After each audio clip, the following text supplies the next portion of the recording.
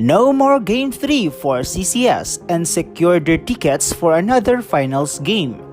No time for errors. Eliza taught Gemma big contribution to win the match. Laure's sisters hindi kinaya ang lakas ng Creamline. Good mood everyone! Welcome back to my YouTube channel.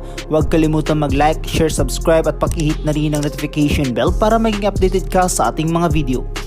Sa huling paghaharap ng dalawang contender for finals appearance ay muling pinatumba ng CCS ang Cheritigo in straight sets sa score na 26-24, 25-21 at 25-21. Isang magandang simula nga sana ang pinamalas ng Cheritigo sa panimulan ng set kung saan ay pinapantayan nito ang energy at momentum na meron ang Creamline.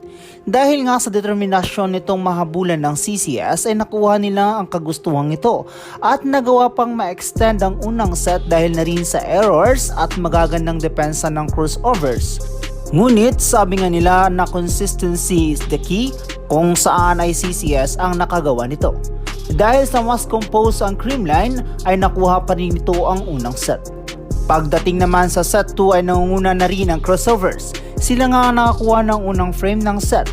Ngunit tila alam na ng Creamline kung paano ma-intimidate ang laro ng crossovers kaya't nahabulan nila ito.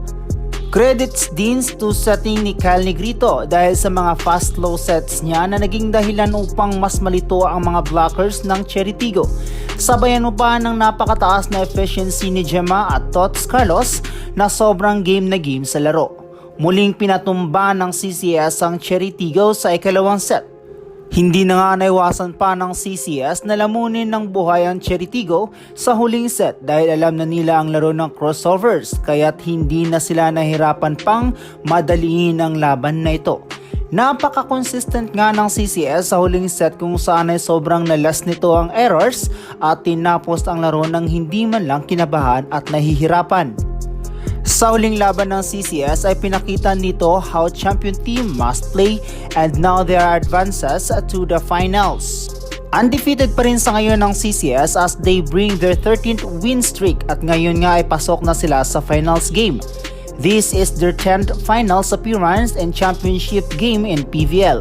Si Kyle Negrito nga ang naging player of the game sa laro na ito with 18th excellent set. Siya na ba ang magiging best setter in this conference? Apat nga ang napad-double digits nito. Ito ay sina Carlos with 19 points, Galanza with 17 points, Valdez with 14 points, and Pangs Panaga with 10 points. Sa ngayon ay magpapahinga na sila ng matiwasay dahil mag-aantay na lang ito kung sino ang makakalaban nila sa finals game. It's either CMFT, their sister team, or Signal HD Spiker. Mangyayari ang finals game ngayong Thursday, December 14, 2023. Who's your bet? Huwag kalimutang mag-like, share, subscribe at pakihit na rin ang notification bell para maging updated ka sa ating mga video.